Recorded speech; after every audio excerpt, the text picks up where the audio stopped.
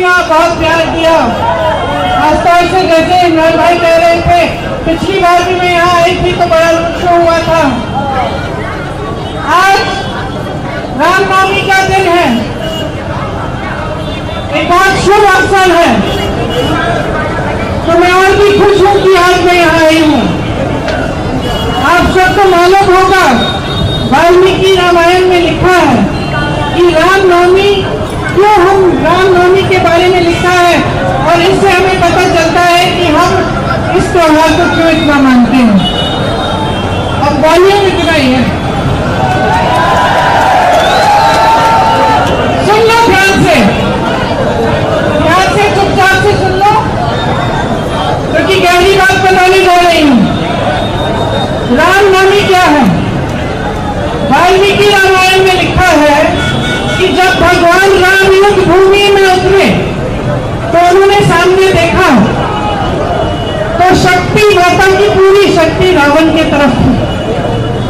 मायूस हुए भगवान राम, मायूस हुए कि ऐसा क्यों हो रहा है। तो मायूस होकर उन्होंने 8-9 दिनों की तपस्या की। उन्होंने अन्न छोड़ा, व्रत रखा और 9 दिनों के लिए उन्होंने माता की उपासना और आराधना की, ये समझने के लिए कि माँ शक्ति उनको क्यों दे रही है और ये शक्ति मेरे पास क्यों नहीं है। मैं आराधना करूंगा ताकि माँ की शक्ति मेरे पास आए। तो 9 दिनों के लिए भगवान राम ने तपस्या की, व्रत रखा, माँ की आराधना की और उन्होंने 108 नील कमल माँ के चरणों में डाले। जब 108वें कमल को नील कमल को डालने का मौका आया 9वें दिन पर, तो माता ने उनकी परीक्षा ली। वो 108वां जो कमल था उसको उन्होंने छुपा लिया। अब भगवान राम को मिल नहीं रहा था, संकट में आ गए, दुख हुआ, लेकिन उनके अंदर एक और शक्ति थी, श्रद्धा की शक्ति थी। तो उन्होंने, उनको याद आया इस शक्ति के द्वारा कि बचपन में उनकी माता उनको राजीव लोचन कहलाती थी, मतलब कमल जैसी आंखों वाले। तो जब ये बात भगवान राम को याद आई तो भगवान राम ने एक छुरा निकाला और अपनी आंख को निकालने का प्रयास करने जा रहे थे कि मैं माँ के लिए, माँ के चरणों में मेरे पास नील कमल नहीं है, मैं अपनी आंख रख दूंगा। जैसी माँ ने उनकी ये श्रद्धा देखी तो माँ का दिल भी पिघल गया और माँ ने उनको रोका और कहा, मेरी शक्ति तुम्हारे साथ है, तुम्हारी तपस्या सफल हुई। तो ये जो रामनवमी का जो अवसर है, हम उस तपस्या की याद में हम इसको मनाते हैं। वो तपस्या क्या थी भगवान राम की? माता के प्रति तपस्या थी, लेकिन भगवान राम को हम क्यों पूछते हैं? क्यों पूछते हैं आज?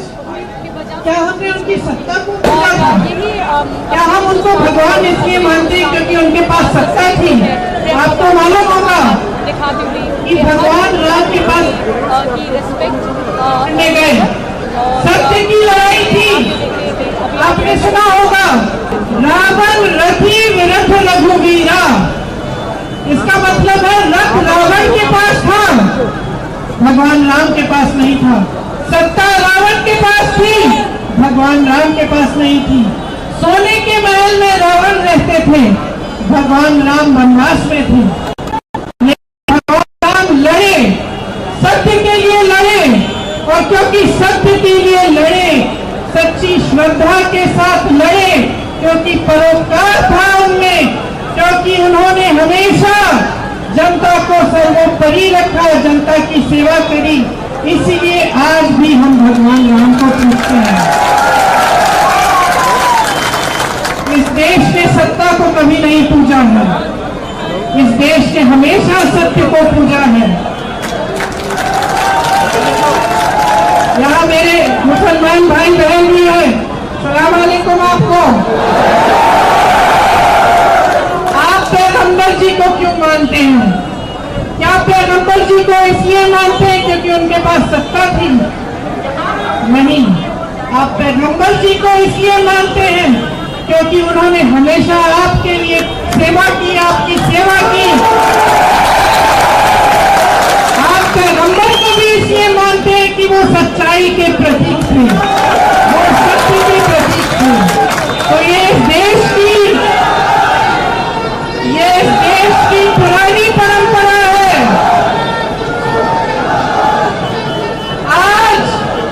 आज तो जो इस देश में सत्ता में बैठे हैं वो माता के उपासक नहीं है, वो सत्य के उपासक नहीं है, वो शक्ति के उपासक नहीं है, वो सत्ता के उपासक है।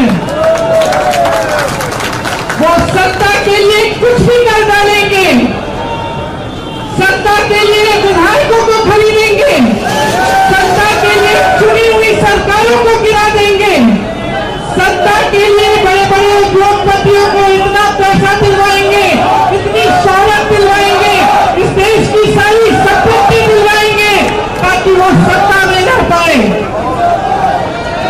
ये इस देश की परंपरा नहीं है, ये इस देश की सच्चाई नहीं है। इस देश की सच्चाई वो है जो आप जी रहे हैं, जो सत्ता में है वो देख ही नहीं पा रहे हैं। आज मोदी जी के इर्द गिर्द सिर्फ उनसे हाँ में हाँ मिलाने वाले लोग हैं। जितने अधिकारी हैं, जितने मंत्री हैं, जितने सांसद हैं, जितने मुख्यमंत्री हैं, उनके सब उनसे डरते हैं। सब उनकी सत्ता से डर के मारे उनको सच्चाई नहीं बताते। मोदी जी को ये मालूम भी नहीं होगा आज कि इस देश की जनता कितनी तड़प रही है, कितना संघर्ष कर रही है।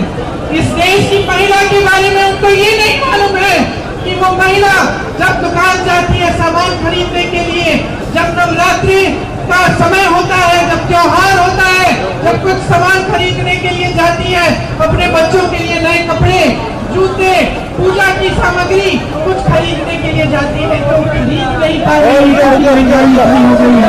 ये बात मोदी जी समझ रही है, ये बात मोदी जी देख रही है। मोदी जी को इस देश का किसान नहीं दिख रहा है, जिसके पसीने से ये मिट्टी सींची हुई है। इस देश के किसान को मोदी जी दिख नहीं रहे हैं। जब इस देश का किसान मोदी जी के दरवाजे तक गया, दिल्ली तक गया, लाखों किसान बैठे रहे, महीनों के लिए आंदोलन करते रहे।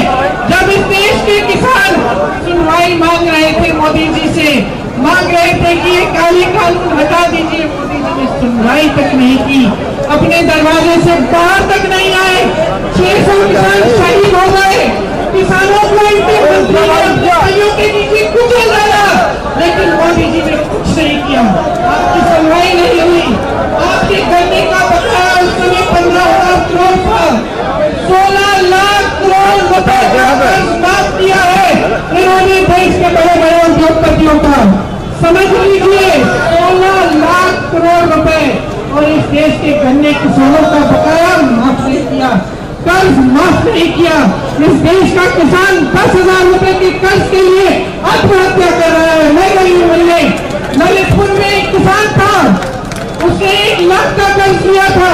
मैं उसकी बेटी से मिली, रो रही थी, पिताजी खाद की लाइन में खड़े रहे, कर्ज चुकाना था, पैसे नहीं थे, खाद वितरण नहीं हो रहा था, लाइन में खड़े खड़े मर गए, खड़े खड़े गिर पड़े क्योंकि पानी नहीं पिया था, खाना नहीं खाया था, खड़े खड़े खाद के लिए खड़े रहे। उनका कर्ज मोदी जी ने बिठाया नहीं, माफ नहीं किया, लेकिन अदानी अंबानी के कर्ज 16 लाख करोड़ रुपए माफ हो गए। मोदी जी को कुछ दिख नहीं रहा है। अपने आप को कहते हैं कि मैं भ्रष्टाचार के विरोध अकेला लड़ रहा हूँ, देश से समर्थन मांगते हैं, फिर इलेक्टोरल बॉन्ड क्या है? मैं पूछना चाहती हूँ मोदी जी से। कल मोदी जी ने कहा कि अब ये इलेक्टोरल बॉन्ड जो है ये पारदर्शी है, सब जानते हैं कि किसने कितनी चंदा दी। अच्छा, तो फिर आपने स्कीम क्यों बनाई मोदी जी? आपने ये इलेक्टोरल बॉन्ड की स्कीम आप ही ने तो बनाई। आपने बनाई क्यों? कि सबके नाम गुप्त रहेंगे। फिर जब सुप्रीम कोर्ट ने कहा कि ये गलत स्कीम है, इस स्कीम से भ्रष्टाचार हो रहा है, मोदी जी की सरकार को कहा, बैंकों को कहा कि सूची निकालिए चंदा की। अभी तो निकली है ये पारदर्शी सूची, नहीं तो कहाँ थी पारदर्शिता आपकी? आपने तो गुप्त बना दिया था सब कुछ। अब सूची निकली, सुन लीजिए भाई और बहनों, जिस कंपनी में 180 रुपए का मुनाफा, करोड़ रुपए का मुनाफा था, 180 करोड़ रुपए का मुनाफा, वो कंपनी तो मोदी जी की भाजपा को दे रही है 1100 करोड़ रुपए का की चंदा। आप सब व्यापारी हैं, व्यापारी है कि नहीं? यहाँ लकड़ी का व्यापार खूब होता था, आप समझते हैं। आपकी कमाई ही 180 करोड़ है और आप चंदा दे रहे हैं 1100 करोड़ की। कहाँ से आ रहे पैसे? आपकी कमाई तो नहीं है, तो क्या ये काला धन को सफेद करने का तरीका था?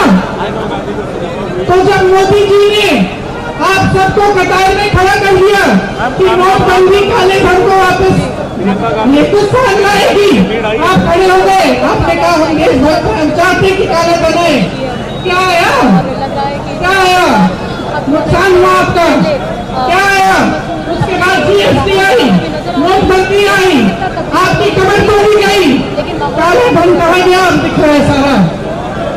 अब इलेक्टोरल बॉन्ड की जब सूची निकली तो सब दिख रहा है कि काला धन कहाँ गया। ये है मोदी जी की भ्रष्टाचार के खिलाफ लड़ाई। मोदी जी की भ्रष्टाचार के खिलाफ लड़ाई ये है कि देश के बड़े बड़े गिने चुने उद्योगपति मित्रों को पूरी देश की संपत्ति दे रहे हैं। देश के सारे बंदरगाह, देश के सारे हवाई अड्डे, देश के सारे बड़े बड़े कारोबार सब अडानी जी, अंबानी जी, अडानी जी, अंबानी जी। इनके बच्चों की शादियां हो रही है, गहने इतने बड़े बड़े कि इस गाड़ी में फिट नहीं आते। और आप कैसे करा रहे हैं अपने बच्चों की शादियां? बताइए, कर्ज देके करा रहे हैं। चाहे किसान हो, चाहे सैनिक हो, चाहे पुलिस में भर्ती हो, कैसे कराते हैं आप शादियां अपने बच्चों की? सोचिए कि इस देश के साथ क्या हो रहा है। मोदी जी ने भ्रष्टाचार के खिलाफ लड़ाई अगर की होती तो आज ये परिस्थिति नहीं होती। तो आज देश की संपत्ति किसी 2-3 बड़े उद्योगपतियों के हाथ में नहीं होती, आपके हाथों में होती। ये जो आपकी सारी दुकानें बंद हो रही हैं, ये जो ये एक जमाने में मुझे याद है मेरे ससुर जी एक्सपोर्ट करते थे पीतल का, मुरादाबाद से पास में है, मेरे पति करते थे। मुझे याद है वो जमाना जब एक्सपोर्ट टैक्स नहीं होता था। आपको याद है? टैक्स नहीं होता था जब आप एक्सपोर्ट करते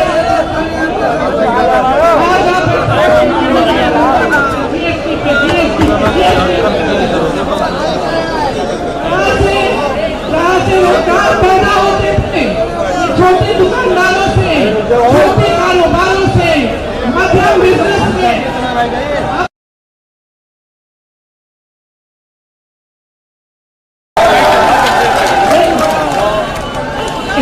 रोजगार मिलता था।